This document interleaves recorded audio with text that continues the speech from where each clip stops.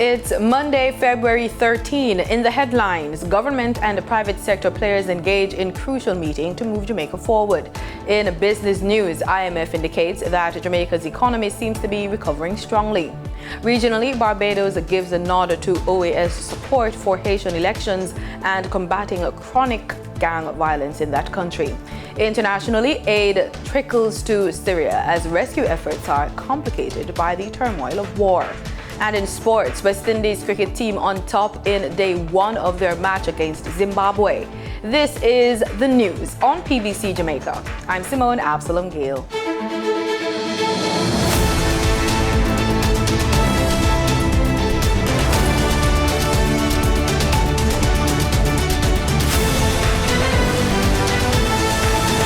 Deputy Prime Minister and Minister of National Security Dr. Horace Chang addressed members of the private sector organization of Jamaica during a recent meeting at the entity's Hope Road offices in St. Andrew. Here's a look at some of the issues discussed.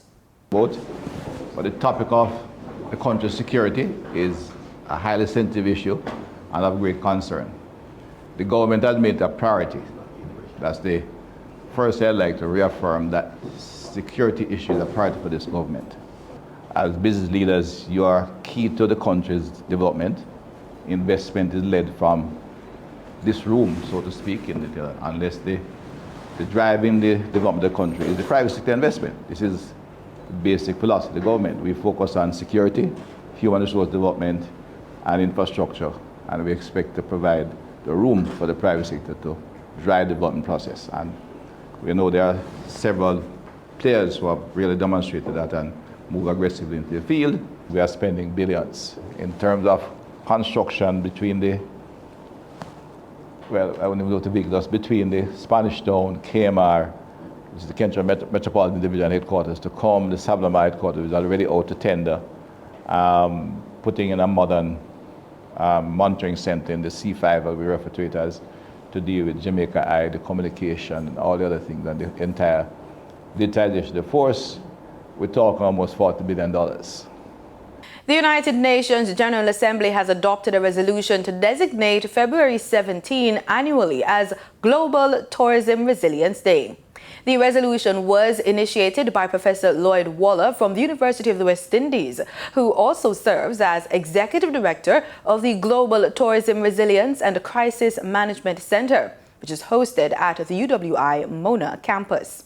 Professor Waller worked on the drafting of the initial concept paper, which became Resolution A/77/L.43 at the 77th session of the United Nations General Assembly. The declaration is an outcome of the GTR-CMC event held on February 17, 2022 at the World Expo, which was supported by the World Travel Awards, Sandos Resorts, and Royal Jordanian Airlines, and the International Tourism Investment Conference. Maya Chung has more in this report.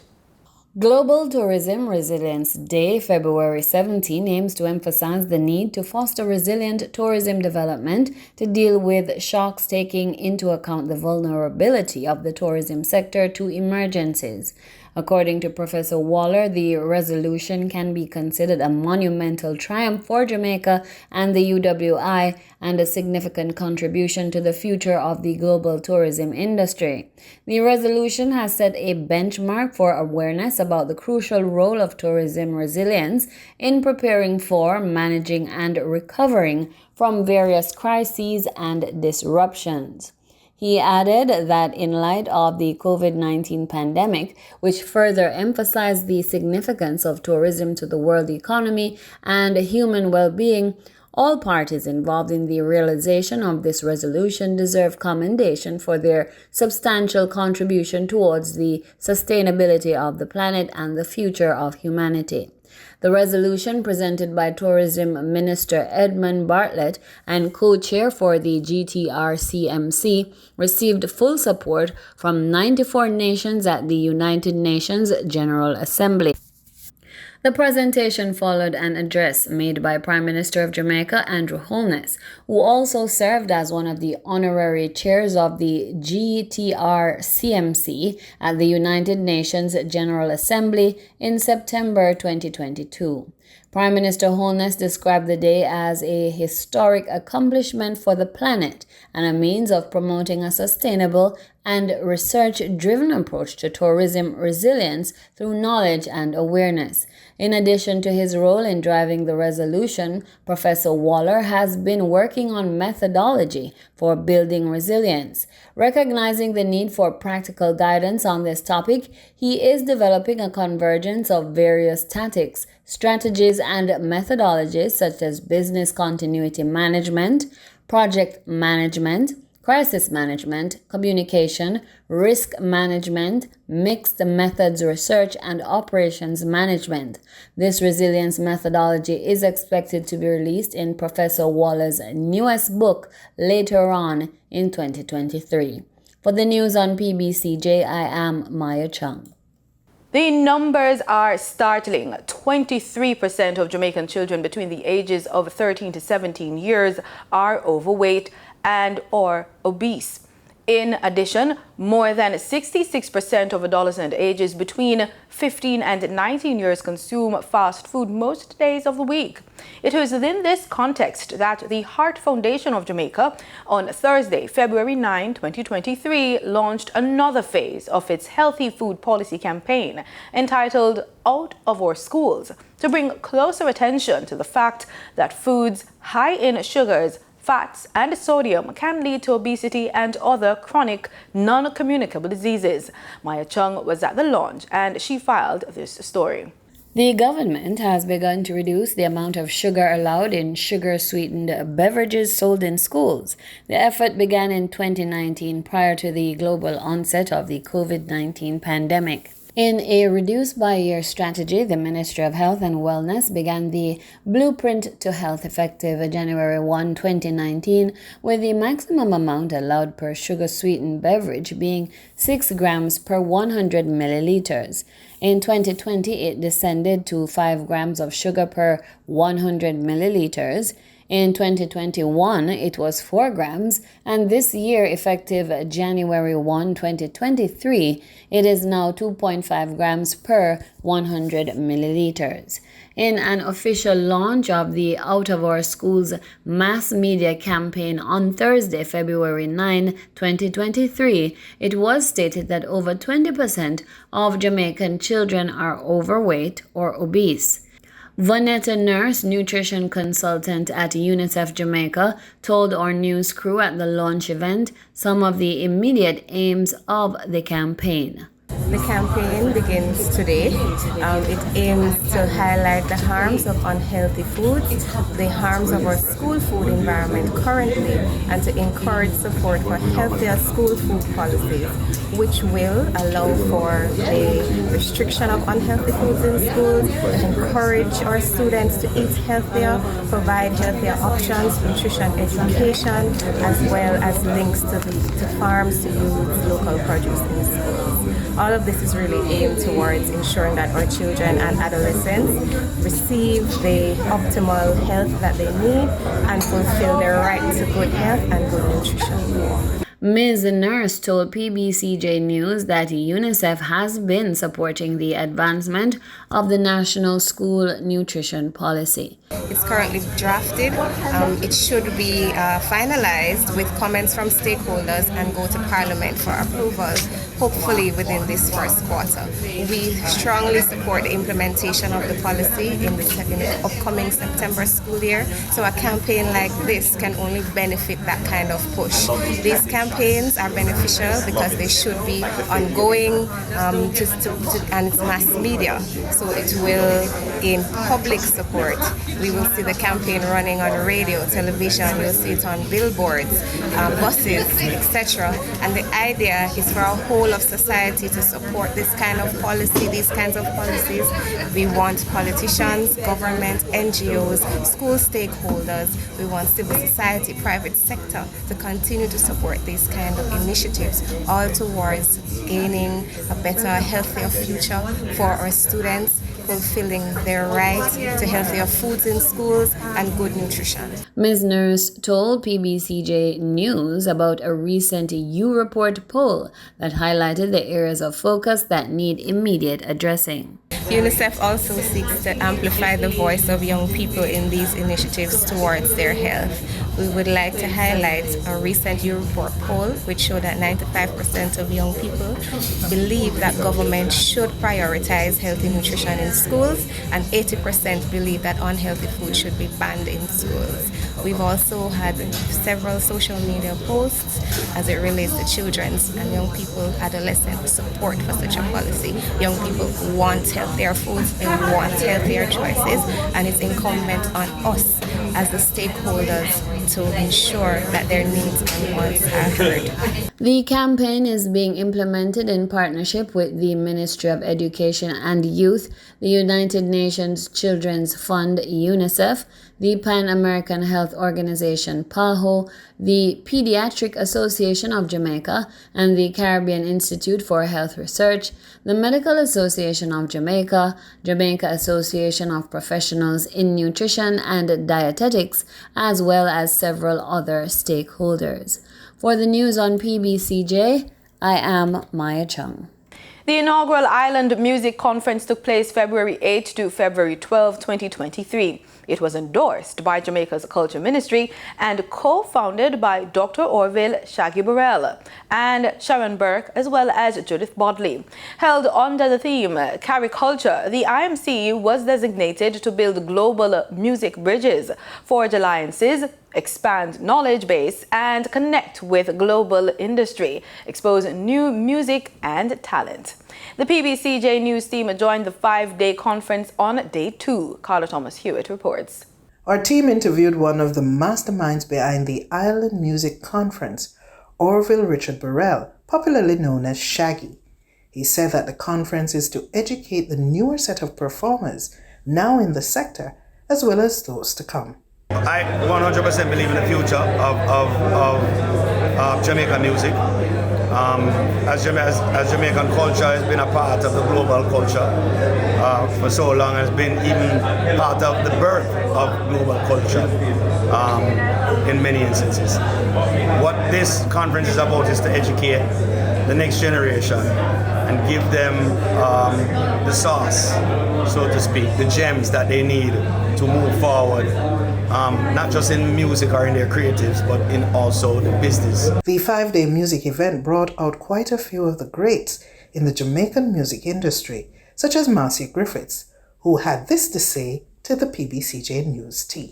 One of the main vehicles that we need to support, to learn more about the music, because what this does is teach and educate us more about the music and what's happening. It's so many years that we have been falling in holes only because of lack of knowledge of the music.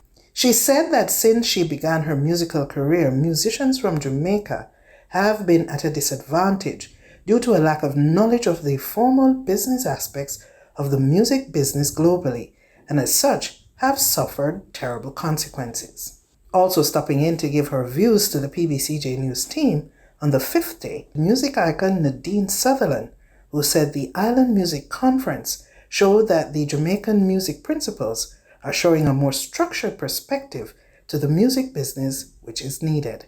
In comparison to when I first started, I think it's more structured in many ways. I think there are a lot more people are choosing this industry. You know, the cultural industry that includes music, the arts and all that. It's not like back in the days if you go to your parents and you say that you're a singer or you want to play music and they run you. It's different now, you know. It's just a different thing, and you can see that people are taking it from a more structured perspective, and it's a pleasure to have something like this to educate us even more. Meantime, Ms. Griffiths and Shaggy teamed up in a Jeep commercial that aired during the US Super Bowl broadcast this Sunday. Both Griffiths and Shaggy retooled the Marcia Griffiths hit song Electric Boogie and partnered in the production of a commercial with several emerging artists that aired during the Super Bowl on the weekend. The Super Bowl is the annual final game for the U.S. National Football League, where the champions are crowned.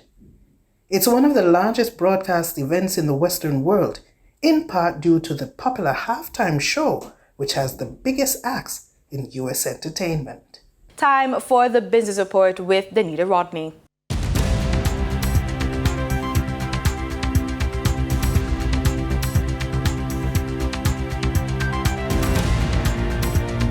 In a media release on the conclusion of its Article 4 consultation with Jamaica, the International Monetary Fund says the Jamaican economy is now recovering strongly as a result of sound policy frameworks and policies prioritizing macroeconomic stability.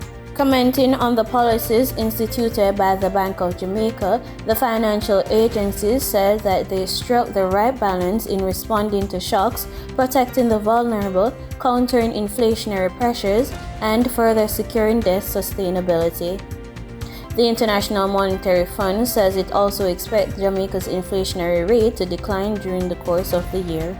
Now for your market updates. In foreign exchange trading for Friday, February 10, the US dollar sold for an average of $155.04. The Canadian dollar ended trading at $115.76. The pound sterling traded for $189.10, and the euro sold for an average of $168.03. In JSE trading, the JSE index advanced by 302 points. The junior market index declined by 22 points. The combined market index advanced by 73 points. And the All Jamaican Composite Index advanced by 466 points. Overall market activity resulted from trading in 99 stocks, of which 24 advanced, 58 declined, and 17 traded firm. Stocks advanced for Caribbean Cement Company Limited, Consolidated Bakeries Jamaica Limited, and Derrimont Trading Company Limited. Stocks declined for 138 Student Living Jamaica Limited, 138 Student Living Jamaica Limited Variable Preference, and AMG Packaging and Paper Company Limited.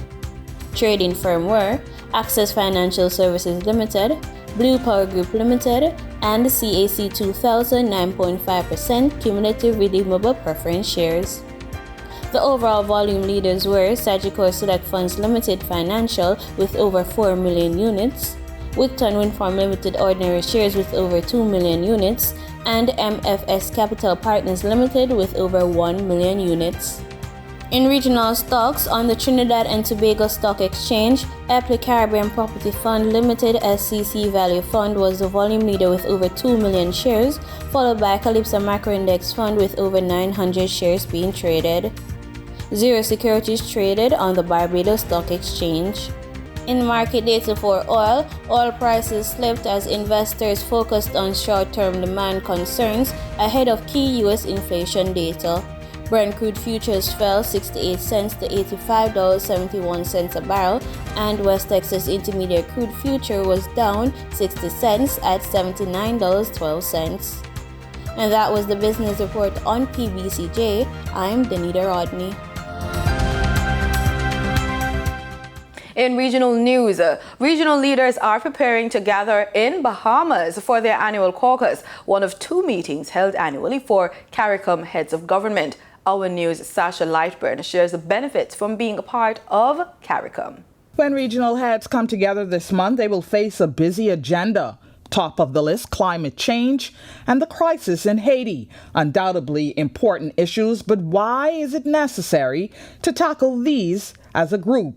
It goes to the heart of the question of the benefits of Caricom membership, as explained by Foreign Affairs Minister Fred Mitchell. No country in the world stands by itself, and small countries, most of all, can't stand by themselves. So the world's divided in regions. The United Nations has several regions, and we are part of a region called Latin America and the Caribbean. And the Caribbean has a sub-region, and that sub-region is the Caricom sub-region. Brent Simonet served as Foreign Affairs and Immigration Minister in several F&M administrations. His explanation goes a bit further. We all have different interests. So So, for instance, when we negotiated, and I had the great honor of signing for the Bahamas and Barbados, the European Union Economic Partnership Agreement. That was an agreement whereby the EU countries, which included Britain in those days, and the Caribbean agreed that bananas and different things would have preferential rate to get into duty rates to get into Europe, and there would be reciprocal rates for stuff coming to the Caribbean. For us, it was mainly lobster and possibly some rums, possibly some stuff, some chemicals out of Freeport, but not a heck of a lot. But countries like Guyana, the banana growing countries, that was a great importance to them. So therefore, each member of the Caricom countries, whilst the one country, one vote on equal footings, irrespective of size and wherever you're. But what would happen if CARICOM didn't exist? Even if CARICOM didn't exist, something else would be invented as a mechanism to speak to all of the countries. There are 14 of us, and it's just inefficient to conduct foreign relations in that way, or trade for that matter. While the public may not see tangible benefits of a CARICOM membership, there are many examples where this body has helped to advance our social, economic, and cultural agendas. More recently, and most notably, the regional response to the COVID-19 pandemic. Reporting for our News Weekend, I'm Sasha Lightbourne. Trinidad and Tobago has taken several steps toward generating zero waste. This is according to Public Utilities Minister Marvin Gonzalez.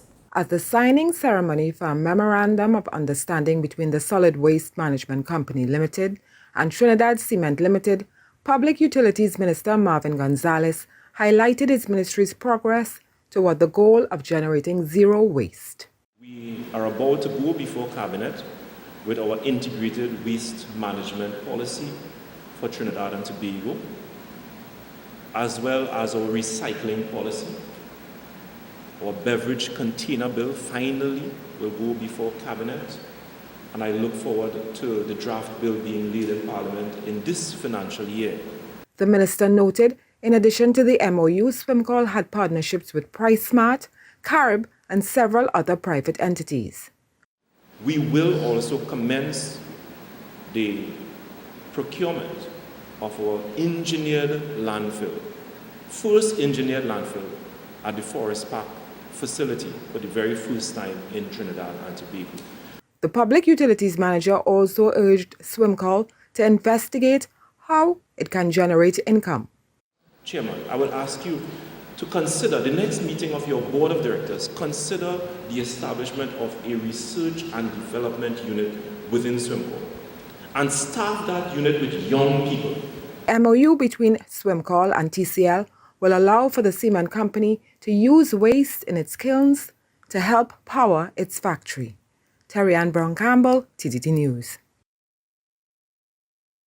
Barbados has voiced its support for a resolution passed by the Organization of American States, OAS, to support Haiti on its path to a long-delayed election and help the country manage widespread gang violence. Permanent representative of Barbados to the OAS, Ambassador Noel Lynch, admits for those keeping abreast of developments in Port-au-Prince, it has taken a long time to reach a point where action can be taken.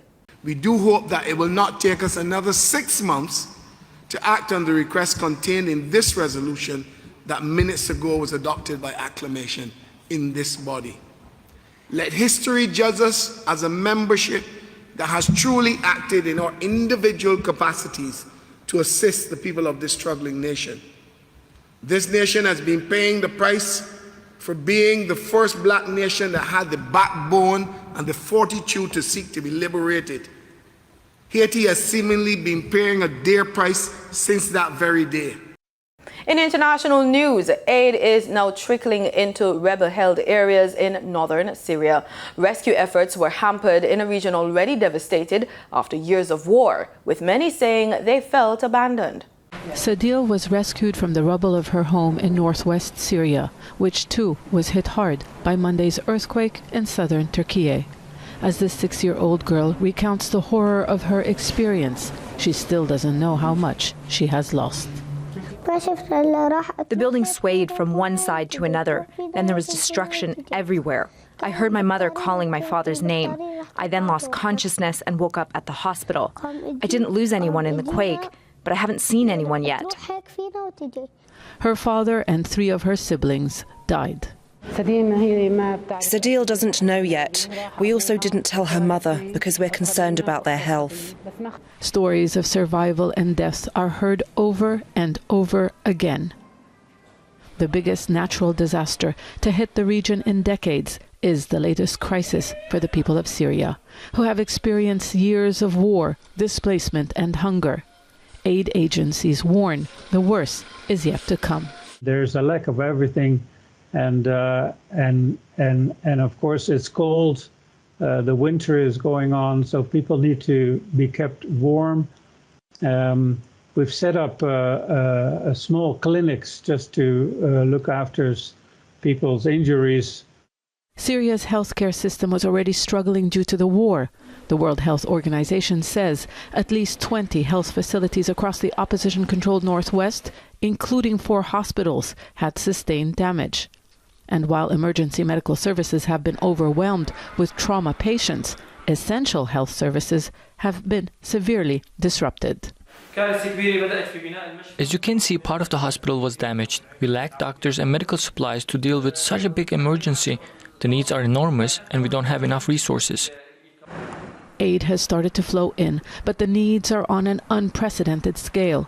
The United Nations is coordinating its disaster response from government-controlled areas, where it says it is working to gain approvals from Damascus for faster and more regular access to the northwest. But people there say it is too late. Countless lives, they say, have been lost because their appeals for help were ignored by the international community. Zana Khudr, Al Jazeera.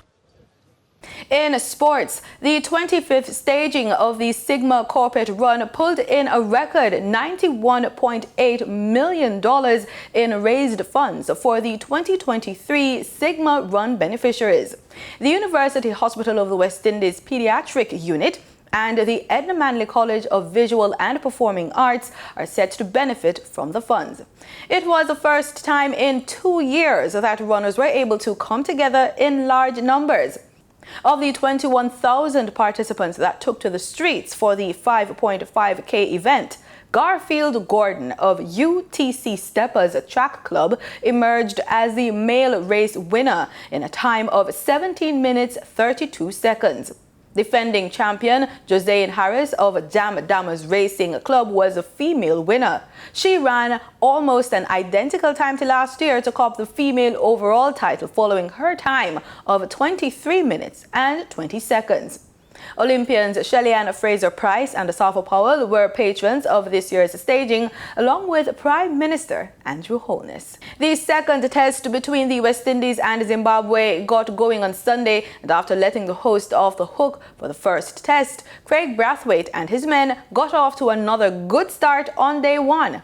They had Zimbabwe back in the pavilion before lunch, all out for 115 in just 40.5 overs, with a top score of 38 coming from Innocent Kaya. The host were undone by the spin of Gujrik Muti and took 7 wickets at the cost of 37 runs. Jason Holder was economical for his 7 overs and 2 wickets. The West Indies lost Captain Craig with just 13 on the board, but Tejnarayan Chandapol and Raymond Reefer put them on the road to a first innings lead with a 73-run second wicket partnership. That lead turns out to be a slim one, as Chandapol fell for 36 and Reefer 53, which is the top score so far. Jermaine Blackwood got to 22 before being the 4th man out as the West Indies closed the day 133, with Kyle Mayers on 8 and Roston Chance 5 being the batters resuming on day 2 with an 18-run lead. And that's the news on PBCJ. Remember, we are the People's Station.